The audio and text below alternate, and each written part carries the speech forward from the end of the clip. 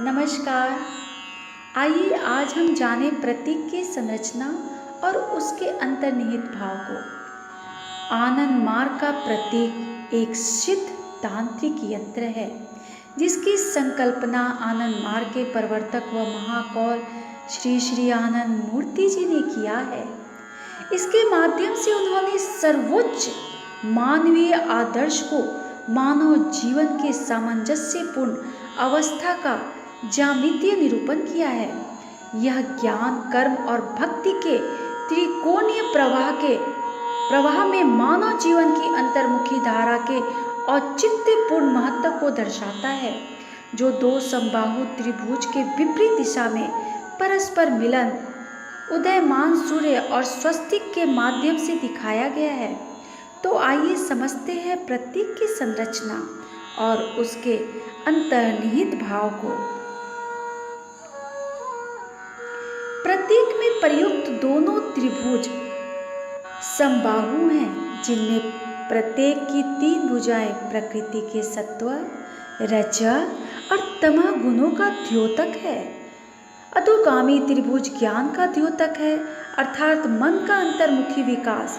ऊर्ध्वमुखी या बहिर्मुखी त्रिकोण धारा कर्म का द्योतक है। ज्ञान और कर्म को क्रमशः त्रिभुजों से दर्शाने का तात्पर्य है कि ये दोनों गुणान्वित है। ज्ञान और कर्म दोनों क्रियाएं प्रकृति के त्रिविध गुणों से प्रभावित है। इनमें परस्पर संतुलन की स्थिति यह सिद्ध करता है कि मानव जीवन के अंतः और बाह्य अभिव्यक्तियों से सामंजस्य और समन्वय प्रमा का होना अत्यंत आवश्यक है। दोनों त्रिकोण आपस में मिलने के बाद अंतर्भुक्त षटकोण तैयार करते हैं, जिसे भैरवी चक्र कहा जाता है, जिसकी प्रथम संकल्पना महाकौल भगवान सदाशिव ने की।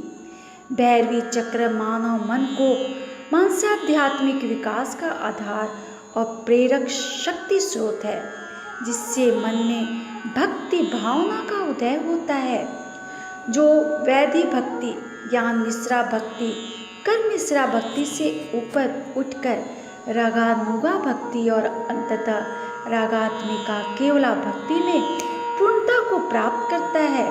इसे भैरवी चक्र के आधार से उदयमान सूर्य के रूप में दर्शाया गया है।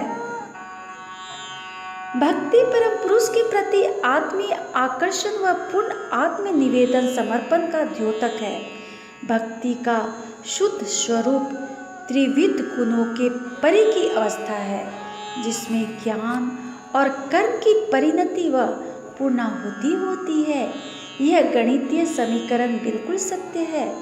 कर्म माइनस ज्ञान इक्वल टू भक्ति, अर्थात ज्ञान और कर्म भक्ति की संपूर्णता में लय को प्राप्त करती है, जो परम आत्मिक सिद्धि मोक्ष की अवस्था है।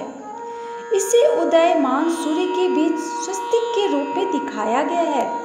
स्वस्तिक पुरुष भाव और प्रकृति भाव के बीच नैसर्गिक संतुलन को दर्शाता है, जिसमें प्रकृति क्रमशः पुरुष भाव क्षय भाव में लय को प्राप्त हो रही है। यह जीवन की अंतिम परिणति है, जो मोक्ष की अवस्था है। इसे ही आत्मिक विजय की स्थिति कहा जा सकता है। इस प्रकार प्रतीक ज्ञान, कर्म और भक्ति के प्रमा त्रिकोण का यांत्रिक रूप है।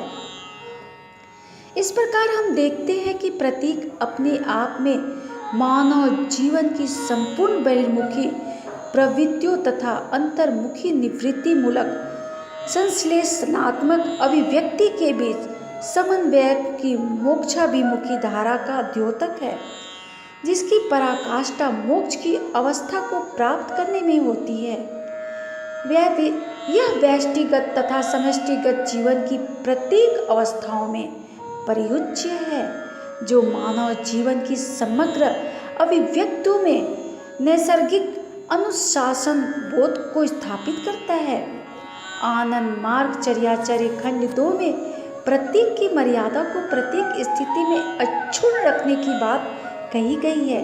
इसका गलत प्रयोग नुकसानदायक हो सकता है।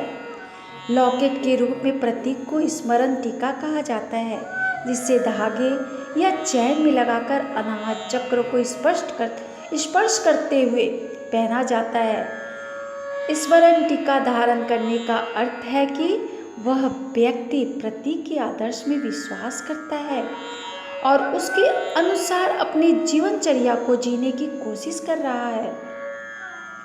जिन्हें इनमें विश्वास नहीं है, उन्हें इसे नहीं पहनना चाहिए। प्रतीक का उपयोग सामाजिक उत्सवों के दौरान इसे मर्यादित स्थान पर प्रतिष्ठित करके किया जाता है, चूँकि यह आनंद मार्ग के आदर्श का प्रतीक है, इसलिए सभी मार्गीय कृत्यों में इसका उपयोग किया जाता है। परमपिता बाबा की जय।